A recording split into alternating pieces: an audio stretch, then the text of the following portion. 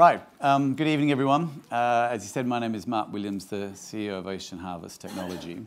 We're a business which listed on the AIM last April, and our business is focused on improving the sustainability and the production efficiencies of our animal food chain. And we do that using seaweed. The feed chain that we all participate in has a number of issues that need addressing. We hear a lot about sustainability, and people talk about the greenhouse gas emissions, methane emissions that come from livestock. But if the real cause of the carbon footprint of the livestock is the amount of feed that they eat.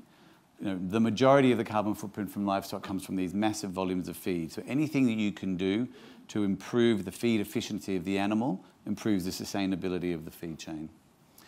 Human health is still an issue, despite the fact we like to believe it's not. You'd be amazed how many synthetic additives are put into the feed chain to help animals improve their performance.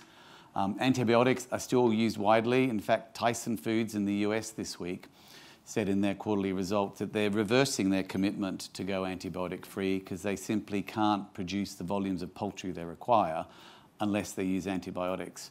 So any way that you can get these performance supporters into the animal using natural ingredients, other than the synthetic ones, have a huge growth profile to them.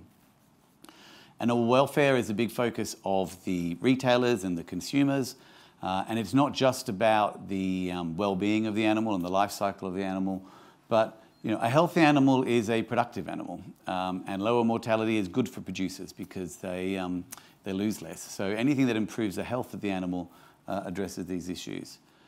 And finally, the feed producers and the animal producers are looking for ingredients that can help reduce the overall input costs of feed, because the core ingredients of feed, like cereals and proteins, have gone up so much in the last couple of years that any additive that can help reduce that overall cost is in demand.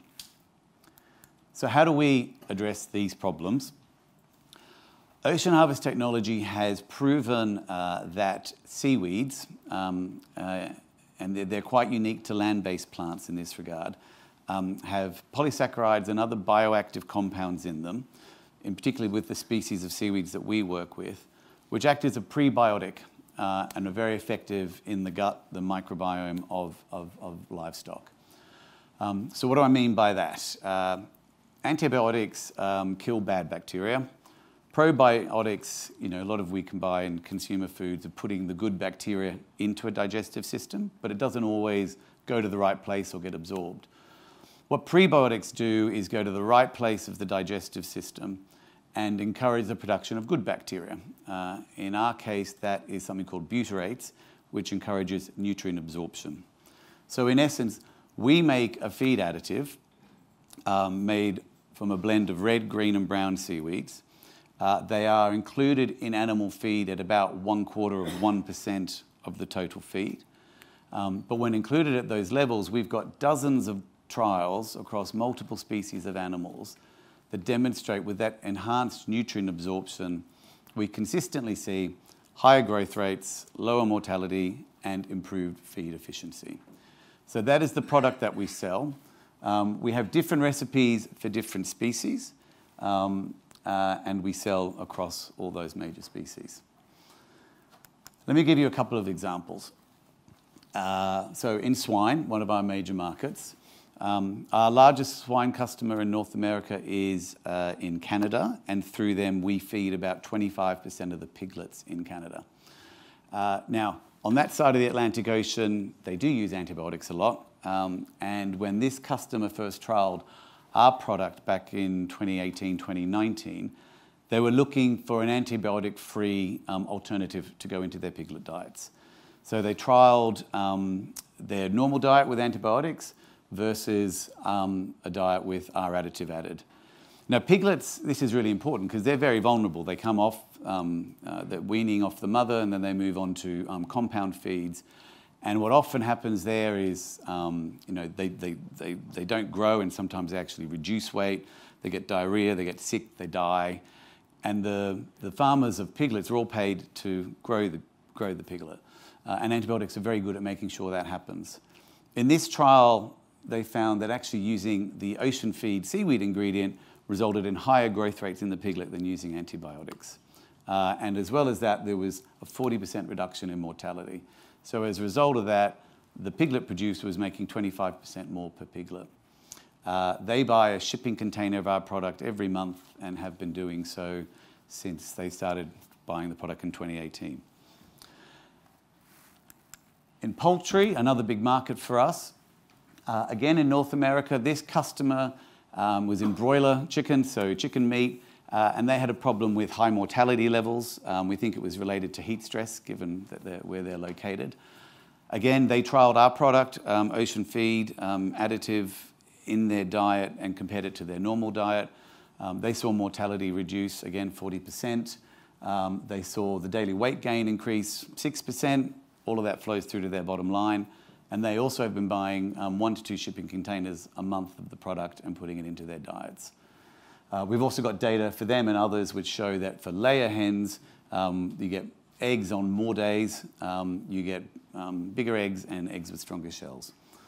So the product has been proven across a number of species. It's consistently manifesting higher growth rates, lower mortality and higher feed efficiency in a number of benefits which make the producers more efficient. Now this is a very big market. The animal feed market itself produces over 1 billion tonnes of feed a year. It's very hard to put that into perspective. But as I said, we're not the core ingredient, we're an additive. Additives make up about 8% of animal feed, and that market globally is about $40 billion a year, $40 billion US dollars a year. Our growth into that market is focused on growing existing customers by going wider in their systems and onboarding new customers who want to get the same benefits that our existing customers have got.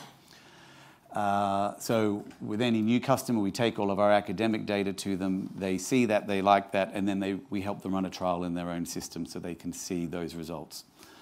So if you look at what our growth potential is, we're currently here just over 3 million euros of revenue.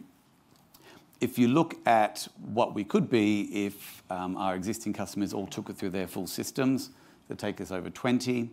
If you look at the pipeline of customers who are actively trialing the product now, that's further growth could take us over 40. So there's big growth options, very tangible to us based on people that are trialing the product. All of that is still very small compared to what it could be. I mean, at 1% of the global additive market in the species and the countries that we focus on, it could be a $100 million business. That's all based on the applications that we've already proven. Now, with the IPO proceeds, we've started proving additional applications. So during the course of the next 12 months, we will report trials from universities and other research organizations which demonstrate these applications. We have a university trial in North America and in Europe, trialing with beef and dairy cattle. Now, we've seen on the farms that our ingredient, our additive, leads to performance improvements in beef and in dairy. And we've seen in the lab that it also reduces methane emissions. The key is to do this at a scientifically large enough and significant enough scale, and those trials are very expensive, to be able to demonstrate both. Because when we do demonstrate that the methane reductions are worthwhile, no one's going to pay for that unless they know they're also getting some production benefits. So if you're getting an extra 1.5 litres of milk a day, that's something that the farmers are interested in. So we'll have data on that during the next 12 months. We're doing a big trial in sows, so the mothers, again in Canada. Now that would be a very interesting market for us. We've already seen that there's health benefits to the sows, and they become, they're more productive and more fertile on our product.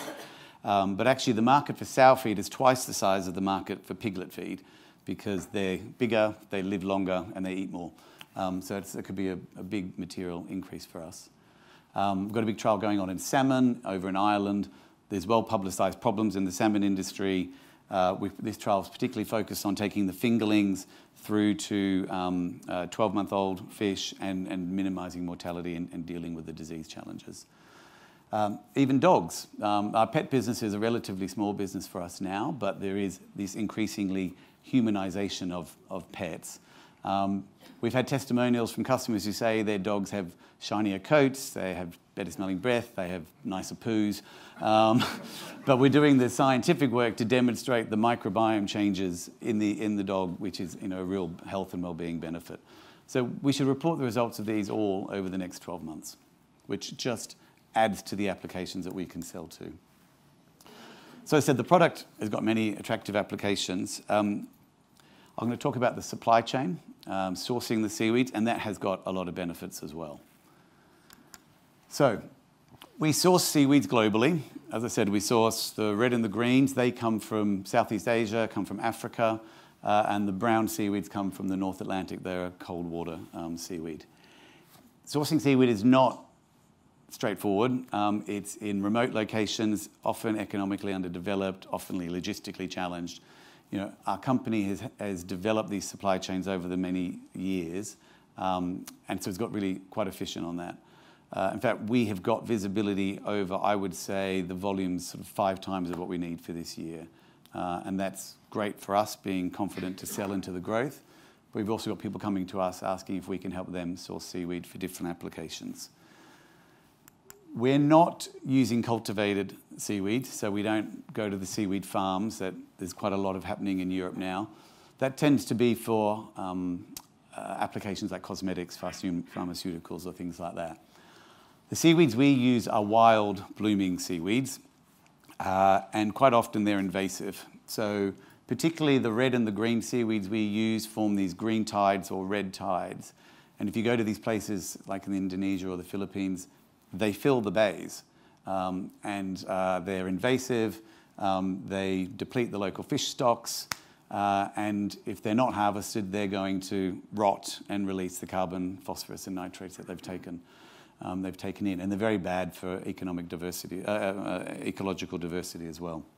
So they're invasive, they're pests, and our harvesters take them out of the sea.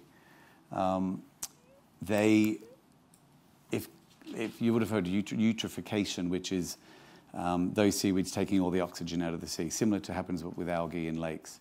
So it's a very sustainable practice to take these seaweeds out of the sea. The other thing about them is, unlike pretty much every other ingredient that goes into animal feed, seaweeds don't use arable land, they don't use fresh water, and they don't use fertilizers. So we've had our carbon footprint mapped, and if you go to our website, we can go into show you the details of that. But the findings were that pretty much next to nothing, our ingredient has got the lowest carbon footprint of any regular additive that goes into animal feed. And in fact, using 1 ton of ocean feed into animal feed can reduce the CO2 footprint of that animal feed by 10 tons. So it's a 10-to-1 saving from using our ingredient. In addition to the sustainability benefits, we have very real social benefits. So we've got an infrastructure of harvesters and suppliers from around the world. As I said, a lot of these people are in economically challenged places like Indonesia, the Philippines, or Eastern Africa. And we generate tens of thousands of dollars of recurring revenue in these communities each year. In a lot of instances, there's farming activities, or they do have some cultivated seaweed activities for other industries. And this just gives additional income to that community. And quite often we found that it's given economic activity for women who didn't have any in those areas. It's not just in those places you'd sort of think that would be, but even like in places like Ireland, where there is, in these coastal communities, a lot of people making some extra money out of collecting seaweeds.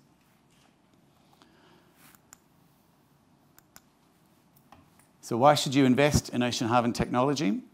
As I said, we've only been listed for a year. We are in a very big market. So the animal feed market is significant. The additives market is significant. Customers are looking for solutions that deal with the problems that I mentioned. We are pioneering the development and commercialization of seaweed in that market. There is no one else selling seaweed ingredients at the scale that we are into the animal feed chain, and we've got great visibility that that's going to grow. We've demonstrated that the product works. Our intellectual property stands around the trial data, which demonstrates what our product does in all of these species of animals. And as I mentioned, we're growing that portfolio of trial data. We also have patents which cover our claims over what changes our seaweeds make in the livestock. So the patent covers the claims around what changes we make to the bacterial composition in the livestock. So really that prevents anyone else coming in and making those claims using a blend of seaweeds. What we found with our customers is once you're in the diets, we're in the diets. All of our major customers have bought consistently once they've bought. They continue to see the benefits. And so we've got a very solid customer base, and we just grow from that with additional customers. The supply chain, I mentioned, it's not straightforward to set up. We set it up over a number of years, and that is now global. It provides us with diversity in case there are supply issues in certain parts of the world. It also provides us with great visibility to be able to source enough seaweed to meet the demand that we're seeing. And as I mentioned, we are now being approached by others. So bioplastic alternatives, a number of other technologies are using seaweed, but these people can't source the volumes that they're looking for, and they're coming to us. So it's an additional stream for us to help source for them. And there are genuine sustainability and social responsibility benefits from our product. There is no greenwashing here. This is all genuine. If you go to our website, you can see how we've had all of that certified. So I've given you a quick overview. We're about to announce our first year's results as a listed company. So there's not much I can say on that yet. We did give a trading update last week and said that we will grow our OceanFeed revenues by almost 30% in this year, and that we will increase our margin from 32% to 38% in 2023. But for the rest of those details, we'll announce those in March.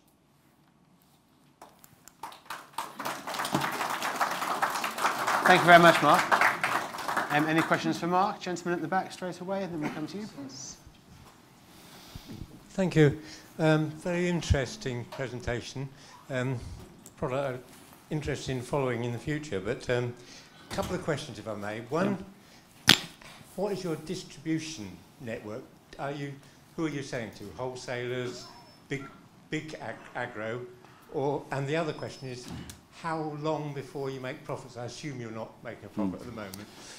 So we sell into the global animal feed chain. We've got 6 salespeople globally. Our customers tend to be integrated businesses who make the feed and produce the animals. That's sort of the market composition, I guess, in the Americas. In Europe, we sell through distributors and to feed manufacturers and premixers, those people that sort of put all the additives together to sell to the feed companies. And in Asia, our customers are largely direct to large producers. So it slightly varies by market, but yeah, large feed companies or integrated businesses who make feed and produce the livestock. Profitability, I mean, we have said consistently that we will, or in our last update, that we look to have EBITDA break even in the final months of this year. So calendar 25 would be our first calendar year break even.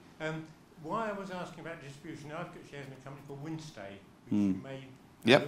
Are they a potential customer or an actual customer company? Yeah, they are an actual customer. They're quite a small customer for us. The UK is quite a small agricultural market, despite what we all think.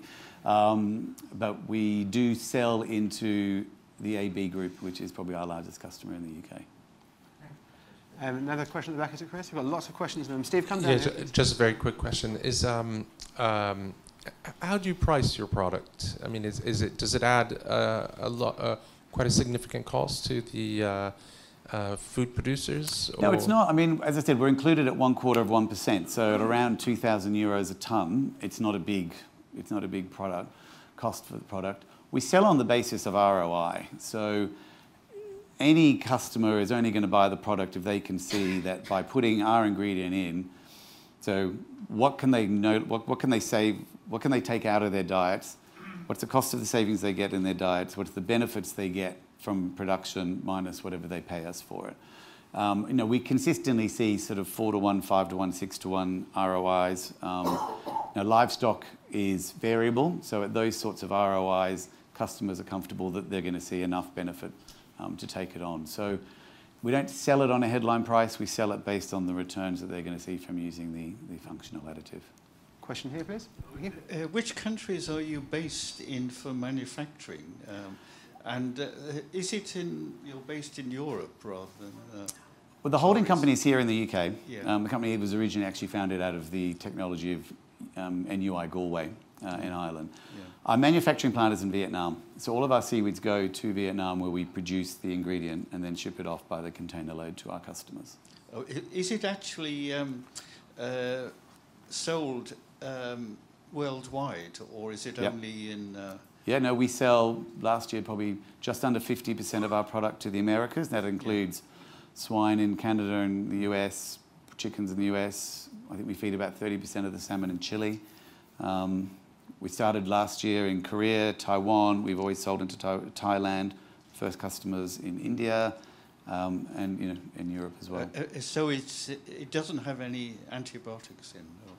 No, we are whole seaweed product. Our only ingredient is seaweed, but it's an effective replacement for antibiotics. Question here, please. Yeah, thank you for the presentation. A bit different to normal ones. Two just questions. One, I saw that you're selling stuff to salmon and stuff. Have you heard of a company called Benchmark Holdings? Yeah. Are they one of your customers, or are you working with No, them? I mean, we sell really to those who are producing it or making the feed. We've had offers to sell into other additive producers and combine, but at the moment we're still just selling our additive in. And the other question is maybe a bit of a weird question, because you said you're going to dogs, but good butt biome is good for humans as well. Is there anything, is any research going into extending this to humans? Well, I take it every day, but it's about 300,000 euros to run a trial to demonstrate what we do in ruminants. To do it in humans, look, we're not entering that space. Question here, please. I would recommend it as a supplement. Yeah. Just a quick question. Do you see ocean harvest technology as in harmony with this idea of going natural, going organic, for a more natural orientated form of farm feeding and production, going away from the domination of big agriculture and synthetic chemical industry, and towards a more natural approach like organic farming, biodynamic agriculture, etc.? Yeah, we're a natural ingredient and we're a functional ingredient, and we have replaced largely synthetic ingredients. So, a lot of the things we replace are acids that come, or chemicals that come out of the petrochemical industry, antibiotics I've talked about. So we are a natural alternative functional ingredient, so we are part of that. Gentleman here, please. It's very interesting. A couple of questions. Looking at your website, I see that the business was founded in 2005, which is a long time ago to be where it is now, and perhaps you could comment on that. And also what moats there are if you've spent a decade or more proving the viability of the exercise to someone bigger coming and saying, hey, that's a good idea, we'll go and do some of that ourselves. Are there any patents or anything like that that protect that? And finally, a slightly left of field question to the extent that there's a lot of development going on at the moment about grown protein rather than live animal protein. Do you see a threat to your market, the potential reduction in the number of animals bred? Okay. I joined the business 2 years ago. My chairman, who's here this evening, has endured some roller coasters with the business. Look, in essence, I think just pre-COVID, the shareholders basically said, there's been a lot of science and research done in this business. Can we please commercialise an area to get it to this profitability stage? So there were some changes made to the business, and management brought in to commercialise the animal feed opportunity because of the size of the market. So really, the accelerator was hit on the business just pre-COVID, and then it flatlined in COVID, and we've been growing since. In terms of the moats around the business, there are three key ones there. One is the IP. We do have patent which covers the claim around the changes the changes in the bacterial composition that our product makes in the microbiome, and so that's a claim about mode of action and the benefits of that mode of action. But I think what's more valuable is all the trials we've done which demonstrate those performance benefits, because that's what a customer wants to see. and they take years and tens of millions of euros to build up. So that's one. Number two is the customer acquisition. To get these customers on board, you've got to give them the data, you've got to have the sales force, you've then got to run a trial with them. So anyone who comes along and says, I've got a blended seaweed ingredient, like Ocean Harvest technology, the customer's going to say, well, I need to trial it, I need to see that it works, and you've got to prove to me that it's sort of 5, 10, 15, 20% better than what they do for me to take them out of the diet. So we've got a jump start on that. And thirdly is the supply chain. Like, a lot of people call us saying, you must be able to source seaweed for me. I can't source seaweed in the volumes I want. And we definitely are, outside of the cosmetics and pharmaceutical industry, I think have the largest supply chain for seaweed, for animal feed in the world. So those three key areas are our moats. And your last one was? The growth of grown protein. Yeah. I mean, the animal feed... Animal protein is still growing at 5% a year, so and we are this big compared to the global size of that. So I don't see that as a threat to us.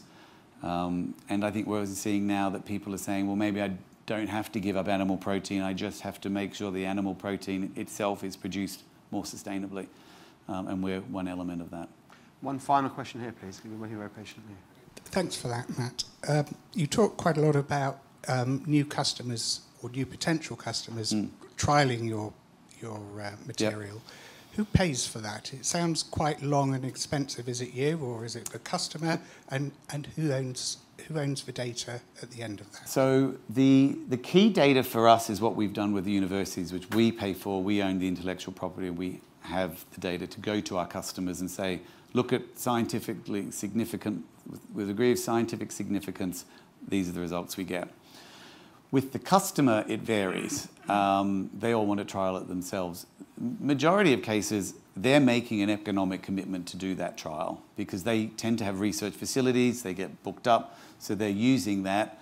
They buy the feed from us. Some of them, I don't really want to say it publicly, but some of them, we do agree to discount them the feed for the trial.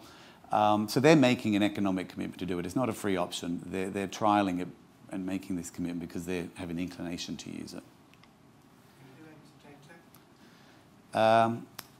It depends. We own our core data, and typically they share with us their own data. We wouldn't share that on a named basis with another customer, but it just adds to the portfolio of information we have. Mark, thank you very much. It's been fascinating. Thank you. Thank you.